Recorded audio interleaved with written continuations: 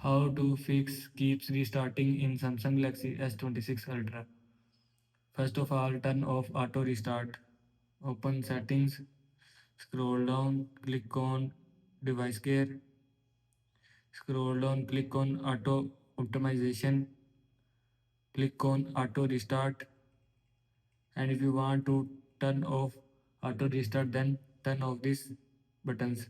After turning off these buttons, turn off auto restart from your phone. Now go back. After that, software update. Open settings, scroll down, click on software update, click on download and install. Now here you will see update option, and if you want to update software, then click on update. After click on update, your phone software will be updated from your phone. Now go back. After that, factory data reset. Again open settings, scroll down, click on general management, click on reset, scroll down. Here you will see factory data reset. Now click on factory data reset.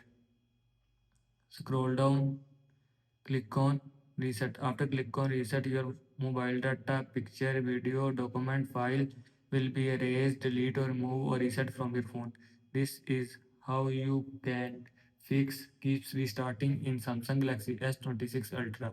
I hope you like this video and thanks for watching this video.